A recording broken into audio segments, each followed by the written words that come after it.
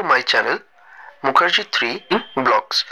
আজকে আমরা বানাতে চলেছি পালং পনির। আমার প্রথম যেটা লাগবে সেটা হচ্ছে পালং শাক সেদ্ধ করে আমি এখানে বেটে নিয়েছি। বাটা পালং শাকটি ছোট মিক্সার গ্রাইন্ডারে নিয়ে তার মধ্যে আদা কুচি, একটা মতো রসুন, হাফ টমেটো মিক্সিতে ভালো করে পেস্ট করে নিতে হবে।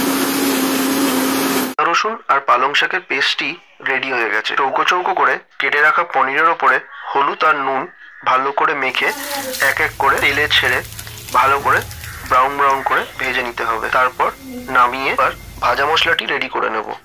এখানে ভাজা মশলাতে রাঁধুনি 2 চামচ, 2 চামচ জিরে, 3টে লবঙ্গ, 2টো শুকনো লঙ্কা দিয়ে ভালো করে ভেজে সেটি মিক্সিতে গ্রাইন্ড করে নিতে হবে। মশলা কম হওয়ায় এখানে মিক্সারে ঠিক করে পেস্ট হয়নি, তাই আমি বেলুন চাকিতে পেস্ট করে নিয়েছি। কড়াতে অল্প তেল দিয়ে তাতে লবঙ্গ, তেজপাতা দেওয়ার পর আমি কিউব করে রাখা পেঁয়াজগুলো দিয়ে দেবো। তারপর ভালো করে ভেজে নিতে হবে। পেঁয়াজটা ভালো করে ভাজা এখানে খুব ইম্পর্টেন্ট, নাহলে পেঁয়াজের একটা গন্ধ থেকে যাবে। পেঁয়াজগুলো আমার এখানে লাল লাল হয়ে এসছে। পালং শাক পেস্টটা দিয়ে দিলাম। ওই বাটিতেই সামান্য কিছু জল দিয়ে ঢেলে দিতে হবে, না হলে মশলাগুলো পুড়ে যেতে পারে। এবার আমি এক এক করে মশলাগুলো দিয়ে দেবো। 1 চামচ কাশ্মীরি লঙ্কা, চামচ হলুদ, স্বাদ মতো লবণ, আমি এখানে 3 টেবিল স্পুন দিয়েছি, 1 চামচ চিনি, 1 চামচ গরম মশলা।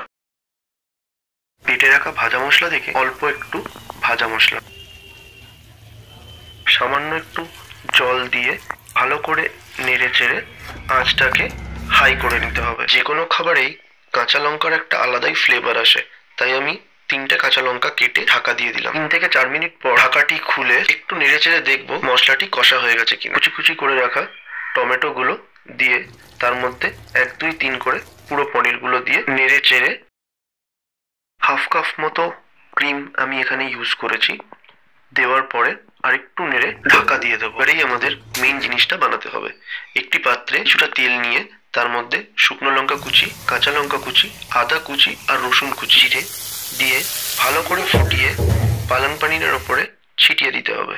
ভাজা মশলাটাও ছিটিয়ে দিয়ে এখানে আমরা কাসুরি মেথি হাত দিয়ে কেটে ছিটিয়ে দিলে তৈরি পালং পনির। শীতের রাত্রে যে কোনো রুটির সাথে দারুণ টেস্ট হবে। আর হ্যাঁ, সাথে একটা পেঁয়াজ কেটে নেবেন। আরে কোথায় যাচ্ছেন? লাইক আর সাবস্ক্রাইবটা কে করবে?